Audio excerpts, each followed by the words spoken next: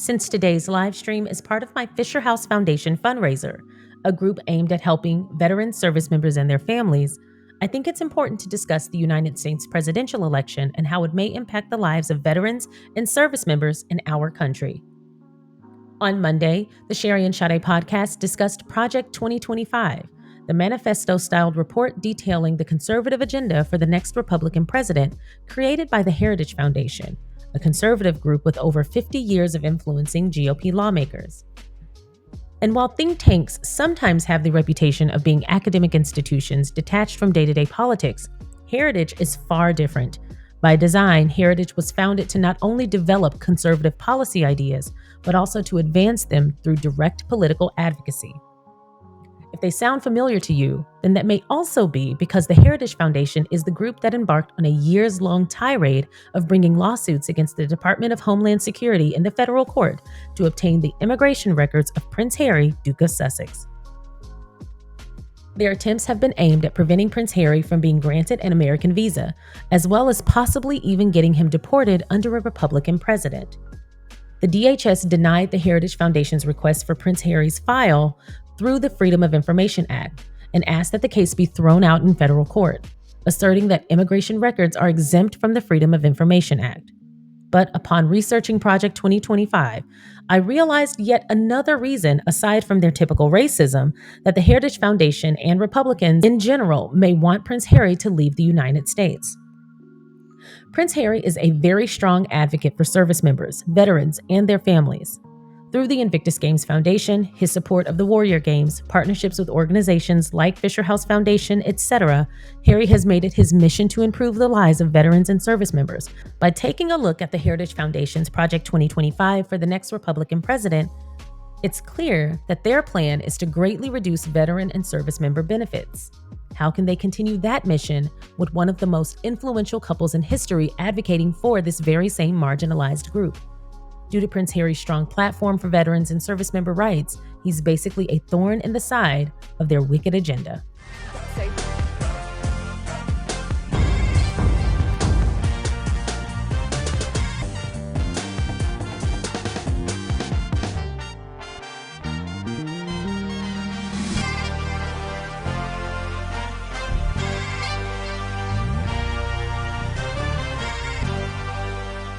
Their wicked agenda. Say Project 2025, the Heritage Foundation's plan for the next conservative president, recommends cutting veterans' disability benefits. But is that true? Let's verify using these sources. Project 2025 recommends cutting or reducing benefits for future recipients. Current recipients wouldn't have benefits cut, but certain benefit payments could be reduced. The Department of Veterans Affairs gives disabled military veterans money each month based on the severity of their medical condition, which is determined by a rating system called the Veterans Affairs Schedule for Rating Disabilities. The VA regularly reviews and updates disability ratings. Project 2025's chapter on VA benefits was written by Brooks Tucker, who served as chief of staff for the VA during the Trump administration. Tucker argues that the VA is too lenient in providing disability benefits. Project 2025 calls for speeding up the VA's review process for disability ratings and considering limits on what claims will make future recipients eligible for disability benefits. A spokesperson for Project 2025 said it doesn't recommend cutting current benefits, but the plan does suggest that payments could be reduced for current benefit recipients, and veterans who file claims in the future could qualify for fewer disability benefits than they would now, or no benefits at all under the proposal. With your Verify, I'm Ariande Till. In addition to the proposal to cut benefits for veterans, Project 2025 also plans to cut the workforce. So today, I'll be reading an article written by Michael Embrick, a veteran who's written this article or commentary piece for thegovernmentexecutive.com to go over that proposal and its impact on veterans. This article is titled Project 2025, the Worst Case Scenario for Veterans. Quote, by dismantling key agencies and slashing federal jobs, Project 2025 risks undermining not only government efficiency, but also the livelihoods of tens of thousands of veterans. The proposal by Project 2025 to drastically reduce the federal workforce is alarming, not just for its potential effects on the efficiency and efficacy of government operations, but for the impact it would have on one of the nation's most revered groups, our veterans. Project 2025, a comprehensive policy blueprint backed by influential conservative think tanks, aims to reshape the federal government radically. It proposes cutting 1 million federal jobs with a significant focus on eliminating managerial bureaucracy and shutting down what it terms toxic government agencies. This initiative aligns closely with the policies of former President Trump, reflecting a broader agenda to reduce government size and influence drastically. Veterans make up roughly 30% of the federal workforce, with approximately 300,000 veterans currently employed by the federal government. These individuals, having served their country in the military, have chosen to continue their service in a civilian capacity. They bring unparalleled dedication, discipline, and unique skill sets often not found in the private sector. Many of these veterans, including a substantial number who are disabled, find employment in agencies that Project 2025 targets for elimination, such as the FBI and the Justice Department. The FBI and Department of Justice are veteran-heavy workplaces, offering opportunities for those who have served to continue contributing to national security and justice. These agencies are integral to maintaining law and order, and their employees include many veterans who have transitioned from military service to civilian roles. Drastically cutting jobs in these agencies would disproportionately affect veterans, many of whom rely on these positions not only for employment, but also for a sense of purpose and community. When we talk about cutting federal employees, we're talking about cutting opportunities for veterans, reducing their livelihoods, and potentially leaving many without jobs. It's essential to recognize that a well-functioning government relies on the skills and expertise of its employees. By suggesting a 50% reduction in federal employees within a year and 75% within 4 years, Project 2025 is essentially advocating for a skeletal government, unable to perform its fundamental functions, all the while leaving civil service veterans holding the bag. Similar sentiments have been echoed by key figures in the GOP, including those closely aligned with former President Trump. But the question we must ask is at what cost? Cutting jobs, especially in the midst of ongoing economic recovery, is not a move that should be taken lightly. We have a responsibility to consider the broader societal implications, not just the short-term political gains. Our veterans, who have already given so much, should not have to pay the price for a hasty political decision. Let's prioritize real solutions, such as restraining and better allocation of resources, rather than drastic cuts that impact heroes. For a country that prides itself on supporting its veterans, cutting their jobs should never be the answer. The push for extreme measures under Project 2025 and the alignment with Trump's policies reflects a broader agenda that seems to prioritize political strategy over the welfare of those who have served our country. It is crucial to scrutinize these proposals and consider their real-world impact on the lives of veterans and the functionality of our government. Only through thoughtful and measured approaches can we ensure that we honor our commitments to veterans while maintaining a robust and effective federal workforce. By dismantling key agencies and slashing federal jobs, Project 2025 risks undermining not only government efficiency but also the livelihoods of tens of thousands of veterans. These actions will have far-reaching consequences, weakening the very fabric of our nation's administrative capabilities, betraying our veterans, and damaging the economy to prove a twisted point. We must ask ourselves what is more important, the livelihoods of our veterans and the health of our economy, or the whims of the few who want to dismantle the government. Once again, Michael Embrick is a veteran, former member of the Secretary of Veterans Affairs Advisory Committee on the Readjustment of Veterans and former congressional staffer. 15th hole of one of his golf courses, I don't know the name of it, on the Potomac River, right? He's got a plaque that he's quoted on the plaque as saying this is where the Blood River battle took place. And I'm proud to honor both North and South soldiers who fought here on this historic spot, where so many lost their lives that this Potomac River became red with blood, and signed it, Donald John Trump. Only one problem, there was never any such battle. He made it up. Now, David, what kind of a man would do that? You know what I'm saying? I mean, it's the smallest things that tip you off as to this guy is nuts. Ed O'Neill is hilarious. He's one of my favorite actors. Of course, you probably recognize him as playing Al Bundy, but he's also played Jay Pritchett on Modern Family. So obviously, he's one of my favorite actors. He's hilarious. He's also a great storyteller. But one of the things I appreciate from him is that he's very insightful. And so when he weighs in on politics, I'm always happy to hear what he has to say because he is very thoughtful. But like I said, he is a great storyteller, and that's one of my favorites. So I had to share it since it's on topic.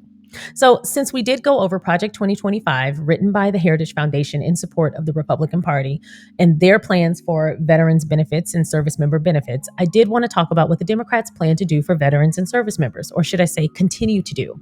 So, I'll be reading an article from Democrats.org written July 9th. So, this is very recent, titled, "As Donald Trump Fails and Disparages Americans' Veterans, President Biden Delivers on His Promise to Support Our Nation's Veterans." DNC Director of Outreach Communications Tracy King released the following statement, quote, "President Biden recognizes the enormous bravery and sacrifices of our nation's veterans and service members, and he's keeping his promises to them, from delivering the PACT Act, which led to one of the largest healthcare expansions for veterans in decades, to historically low veteran unemployment rates." President Biden's achievements are in stark contrast to Donald Trump's disrespect to our nation's veterans in both words and actions, from his unacceptable remarks calling them losers and suckers to his repeated failures to support veterans during his administration. This November, there is one candidate on the ballot with a record of disparaging service members and pushing to cut funding for veterans' benefits, and that's the same candidate who will lose again to Joe Biden this November. President Biden signed the PACT Act into law, one of the largest healthcare expansions for veterans in decades. In raw numbers, more than 1 million claims have been granted to veterans since Biden signed the PACT Act into law in August of 2022, the administration said on Tuesday. That amounts to about 888,000 veterans and survivors in all 50 states who have been able to receive disability benefits under the law. That totals to about $5.7 billion in benefits given to veterans and their survivors. Under President Biden's leadership, the Department of Veterans Affairs have processed claims at the fastest rate in history and is delivering health care to more veterans than ever before. About 111,000 veterans who are believed to have toxic exposure have enrolled in VA health care since the law was enacted. In addition, more than 4.1 million veterans have completed toxic screenings, which are questionnaires to analyze their potential exposure and determine whether additional tests are required. An Air Force veteran said, quote, "Recent changes have made services more efficient, particularly at his location in Wilmington, Delaware, where a worker helped clue him in about PACT Act. He applied for help with his psoriasis, a skin condition, and his disability benefits expanded. Quote, "It's been a huge impact for me." Disabled veteran and advocate Ted Corcoran said, quote, 405,000 veterans have enrolled in VA healthcare since President Joe Biden signed the PACT Act. To put that number into perspective, that is equal to Michigan Stadium, Beaver Stadium, Ohio Stadium, and the Rose Bowl at full capacity combined. That is a massive number of veterans.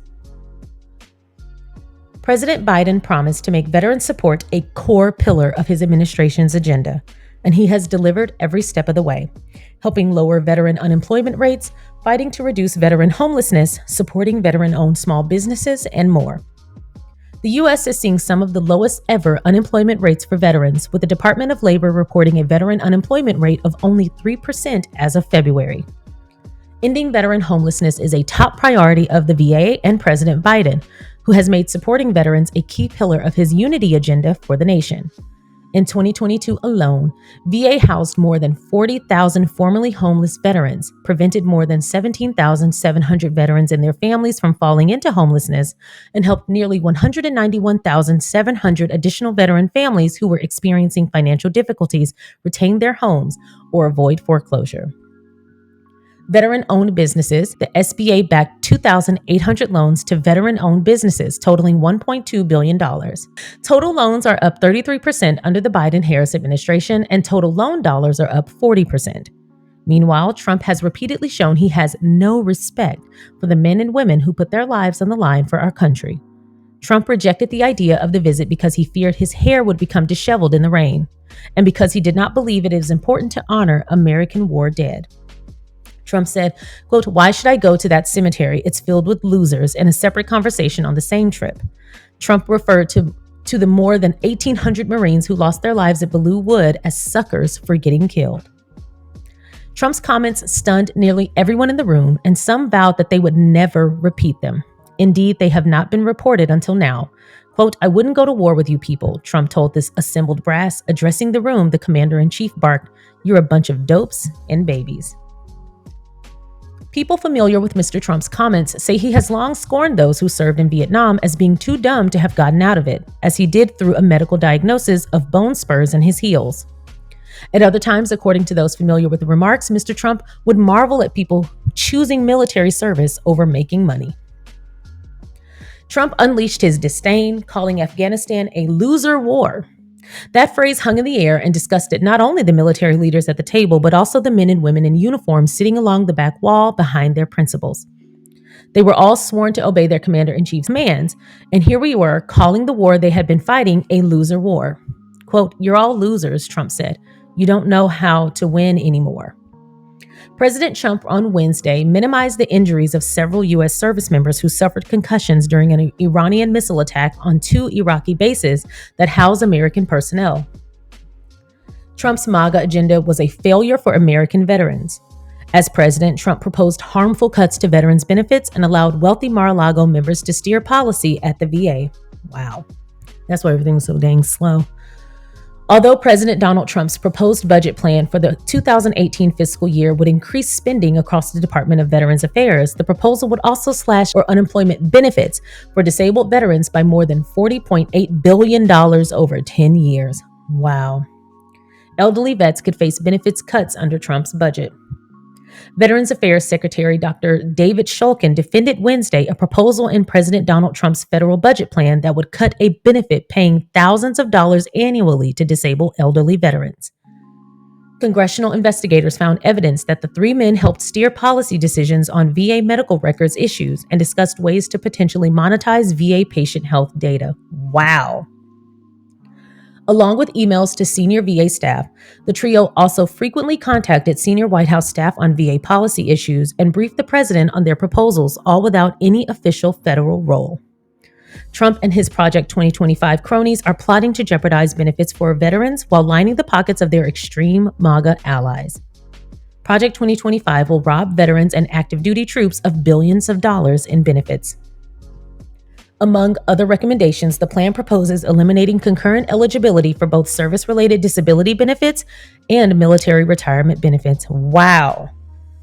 The plan also proposes to end enrollment in VA medical care for veterans in 2 low-priority groups to save an estimated $69 billion through 2032 and narrow eligibility for veterans' disability by excluding disabilities that cannot be related to military service. Project 2025 also calls for privatizing the Department of Defense's current TRICARE system offered to military families. Wow. Quote, "Rescind all departmental clinical policy directives that are contrary to principles of conservative governance, starting with abortion services and gender reassignment surgery." Project 2025 focuses on conservative political goals and extensive outsourcing, risking politicizing the VA further and undermining its ability to serve veterans effectively. Trump's record of failing our nation's veterans is so bad that he's resorted to taking credit for President Obama's accomplishments. Boastful on the occasion of Memorial Day, President Donald Trump and his Veterans Affairs Secretary are claiming full credit for healthcare improvements that were underway before they took office. Trump said he passed a private sector healthcare program, Veterans Choice, after failed attempts by past presidents for the last 45 years. Quote, "That's not true. The Choice program, which allows veterans to see doctors outside the government-run VA system at taxpayer expense, was first passed in 2014 under President Barack Obama." You know, what's funny is I've mentioned how deranged Donald Trump has been in the past, and I've actually had on several occasions several squatties, and they are squatties. I've known of them for quite some time, and I've had several of them reach out and voice their displeasure with me mentioning Donald Trump in that light because they support him. And I rarely get with people on their personal choices. I will speak my piece, but I'm not going to like hound you about your choices. I'll just have to decide whether or not you and I can be in support of one another, or if I'm just going to acknowledge you at all. And that's kind of how I roll. If you are doing something that I just cannot comprehend, I'll speak my piece, but then I decide whether or not I want to even still tolerate you. And usually the answer is no. And so the choice was made for me to not follow these people. But when they responded to me with that and said, hey, I support Donald Trump, but I'm also a squatty, and I don't appreciate you assuming that in order to be a squatty, you can't support Donald Trump. And I said, no, honestly, I rarely get with people on their personal choices, but you literally cannot be a squatty if you support Donald Trump. He has been an antagonist to both Harry and Meghan individually at one time or another. So you can't support Harry and Meghan and then support their antagonist. It just doesn't work that way. I'm sorry, I don't know how else to slice it. Trump himself has also had a word or two about Prince Harry and Meghan. He's threatened that under his presidency, he would try to have Prince Harry deported. He's called Meghan a nasty woman, and he's commented on them as a couple several times, and not in a positive manner. Always the class acts, though, Harry and Meghan have veered from not commenting on him in any capacity. However, during his first campaign run for president, Meghan did voice her truth. She laid out the facts about him as a person and who he would be as a president, and her comments were spot on. Actress Meghan Markle, everybody. Really the moment that I go, we film Suits in Toronto and I might just stay in Canada. Uh-oh. Right? I mean, but come on, like if that's really the reality that we're talking about, come on, that is a game changer in terms of how we move in the world here. That's what he said. But Right. think about the other part of it too. It's like, yes, of course Trump is divisive. Think about just female voters alone, right? Yeah. I mean, like, I think it was in 2012, like the Republican Party lost the female vote by 12 points. That's a huge number. And with as misogynistic as Trump is and so vocal about it, Right. that's a huge chunk of it. You're not just voting for a woman if it's Hillary just because she's a woman, but certainly because Trump has made it easy to see that you don't really want Right. that kind of world that he's painting. But it have an effect on so many people. Isn't it crazy? I though? agree with you. I don't know what's And that's crazy if you think that it's really going to put people in a position where they don't feel mobilized to vote at all. I mean, yeah, you're right. Yeah, you're right as well. Obviously, Bernie has I was brought right so first, many. though, right? You're right first. You win. Bernie brought so many, especially Right. young voters, to the table, right? So how is that going to parlay itself in terms of Hillary? I don't know. Do you think that I just wanted to take a super short break to say, if you have not already, please don't forget to go ahead and like this video, subscribe to the channel, and if you are interested, feel free to participate in the live chat going on now, or feel free to leave a comment if you do not wish to engage in the live chat. Once again, I know I do this all the time. I'm enjoying a channel, I'm enjoying the video, I'm just having a great time, and I completely forget to hit subscribe. So please don't forget to hit subscribe. Don't forget to comment if you wish, and please don't forget to hit that thumbs up button so that the algorithm on YouTube knows that you like my content. Now, let's get back to the show. I want to take a second to thank Rositas for giving me the idea to create a standalone video for Project 2025 and how it impacts veterans, but also why the creators of Project 2025, the Heritage Foundation, may really have an incentive to try and get Harry out of America. Now, I used this in our live stream today, titled Harry and Meghan, Honor and Service. Feel free to check it out in its full context. But I got the comment from Rositas yet again for making this a standalone video. And I love that idea. Thank you so much for recommending that. And I want to make sure you get your full credit. So that is all I have for you today. I hope you enjoyed this video. Please feel free to share this so that everyone who is affiliated with the veteran community, with the military community, or those who just want to support the military community are fully aware of what Project 2025 has in store. If you have not researched Project 2025 in its entirety, please do. Veterans and military service personnel are not the only marginalized group being aimed at. As a Black woman, I can assure you. We've talked about it on the SharionSade podcast of the Project 2025 most alarming points from their manifesto. But I wanted to have this video directly related to veterans only because it did give me the idea of why they were fighting so hard for Harry to not be here. He really does support the military service personnel and service members and veterans. And you can't have somebody like that highlighting a marginalized group when we are trying to get them to go away. So I'm pretty sure that's at the core of it. Again, that is an assumption and a theory, But when I put the pieces together, I couldn't get that out of my head. And I'm sure if I keep looking, I'll find a whole lot more reasons why a group like this wouldn't like someone who is all about rights and basic human decency like Harry.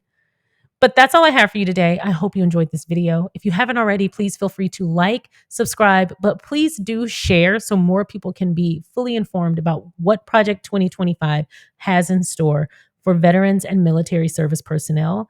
And please look up Project 2025 in its entirety. That's all I have for you. Thanks so much for watching, and I'll see you next time. Make sure you vote. It is very serious.